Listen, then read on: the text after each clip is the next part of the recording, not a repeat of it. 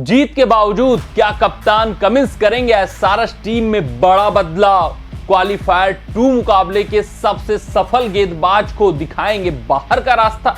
ये 12 लड़ेंगे एसआरएच के लिए सबसे बड़ी लड़ाई।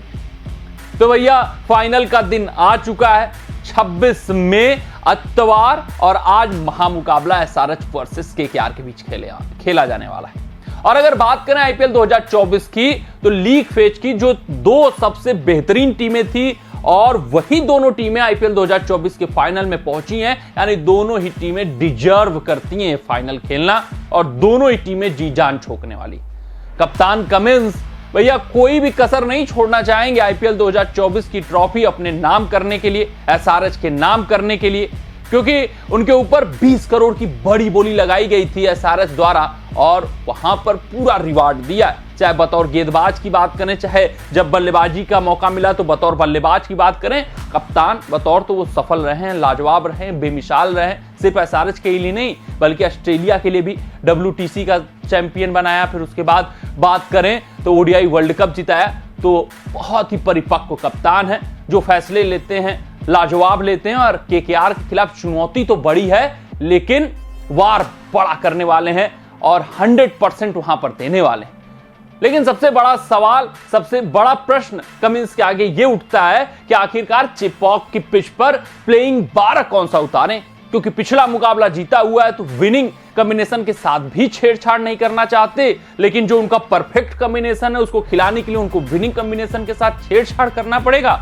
और उससे भी बड़ी बात कि अपने सबसे सफल गेंदबाज को बाहर करना पड़ेगा पिछले मुकाबले के। तो ऐसा क्या कुछ कंडीशन है, क्यों है और कितनी मजबूत एसआरएच की प्लेइंग 12 बन सकती है, उस पर हम चर्चा करेंगे। विनिंग कॉम्बिनेशन से छेड़छाड़ होना चाहिए या नहीं होना चाहिए, वो सभी बातें आपको बताने का प्रयास करेंगे और समझाएंगे भी कि क्या एसआरएच केकेआर को मात दे सकती है आईपीएल 2024 के फाइनल में या नहीं, क्या उनके पास ऐसे प्लेइंग 12 है या नहीं।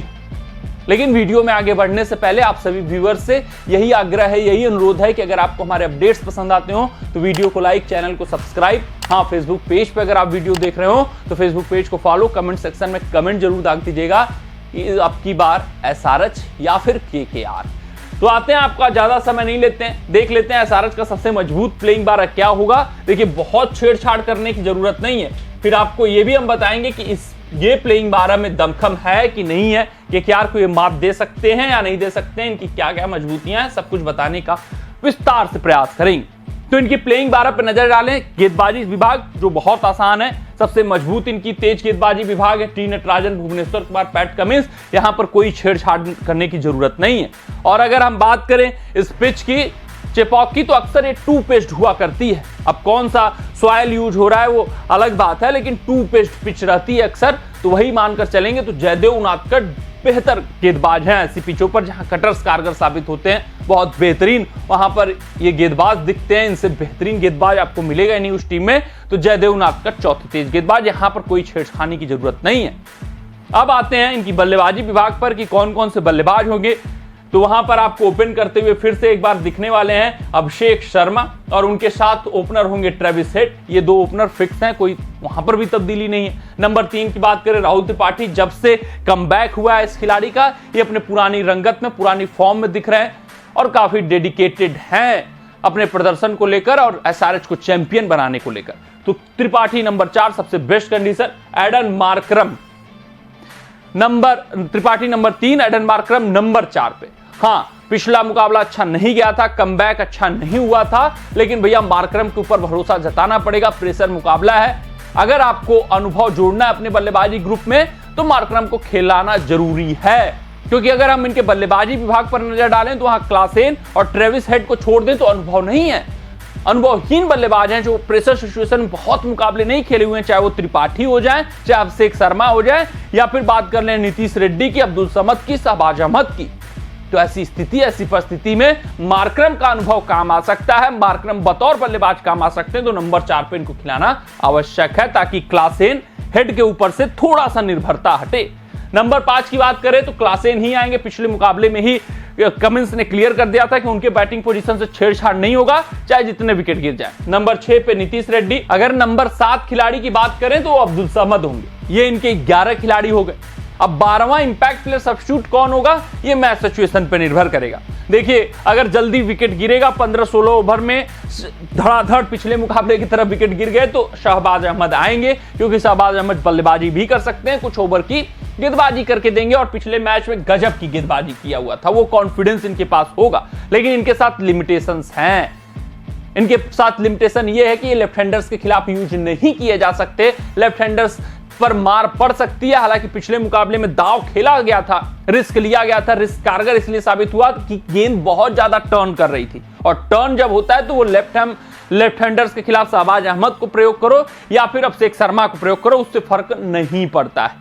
तो अक्सर लेफ्ट आर्म ऑर्थोडॉक्स को लेफ्ट हैंडर्स के खिलाफ नहीं प्रयोग किया जाता है, लेकिन यहां पर ऐसी चीजें, ऐसी स्थिति, ऐसी परिस्थिति बन गई कि लगातार विकेट गिर गए तो फिर शहबाज अहमद ही आएंगे, अन्यथा मयंक मार्कंडे को ये प्रयोग कर सकते हैं, इनको खिलाया जा सकता है 12वें प्लेयर के रूप में, इंपैक्ट प्लेयर सब्स्टिट्यूट के रूप में, अगर बल्लेबाजी की शहबाज अहमद की जरूरत नहीं पड़ी, क्योंकि ये मिडिल ओवर में आएंगे, विकेट निकाल सकते हैं, श्रेयस अय्यर, नीतीश राणा और वेंकटेश अय्यर जैसे बल्लेबाजों को परेशान कर सकते हैं। तो मयंक मार्कंडे को खिलाएंगे ताकि स्पिन में थोड़ा सा वैरायटी और स्पिन गेंदबाजी थोड़ी सी मजबूत हो, तो कुछ इस प्रकार की इनकी प्लेइंग 12 दिखेगी, जहां पर Travis head, Abhishek Sharma open करेंगे, अब राहुल त्रिपाठी 3 पर, मार्करम 4-5 पे हेनरी क्लासन, 6 पे नीतीश रेड्डी, 7 पे शहबाज अहमद या फिर मयंक मार्कंडे, ये स्थिति परिस्थिति बताएगा इंपैक्ट प्लेयर सब्स्टिट्यूट के रूप में कौन चुना जाएगा। वहीं Pat Cummins 9, 10 Jaydev Unadkat, 11 Bhuvneshwar Kumar, 12 T Natarajan. तो ये सनराइजर हैदराबाद की सबसे मजबूत प्लेइंग 12 दिखेगी। बहुत छेड़छाड़, बहुत तब्दीलियां की जरूरत नहीं है। इनके लिए कॉज ऑफ कंसर्न यही है कि इनकी निर्भरता ट्रेविस हेड, क्लासन के ऊपर ज्यादा होगी और बाकी के जो बल्लेबाज हैं अनुभवहीन है। हाँ, अगर मार्करम चल गए, अगर मार्करम फॉर्म में आ गए तो फिर वो निर्भरता कम हो जाएगी और तब इनकी बल्लेबाजी काफी मजबूत हो जाएगी। इस बल्लेबाजी ग्रुप में दमखम है कि एक केकेआर को मात दे सकते हैं, ये चक्रवर्ती और सुनील नरेन का जमकर सामना कर सकते हैं। बहुत ज्यादा टर्निंग ट्रैक नहीं हुआ, बहुत ज्यादा टू पेस पिच नहीं हुआ, क्योंकि इनके पास हेनरी क्लासन बेहतरीन स्पिन के बल्लेबाज, उसके अलावा अभिषेक शर्मा भी अच्छा खासा स्पिन खेलते हैं, मार्करम भी अच्छा खासा स्पिन खेलते हैं, त्रिपाठी भी अच्छा खासा स्पिन खेलते हैं। लेकिन बस यही उम्मीद करनी होगी कि पिच बहुत ज्यादा टर्निंग ट्रैक ना हो। अगर टू पेस हो गई, टर्निंग ट्रैक हो गई, तो ये साधारण स्पिन के बल्लेबाज बन जाते हैं सारे के सारे।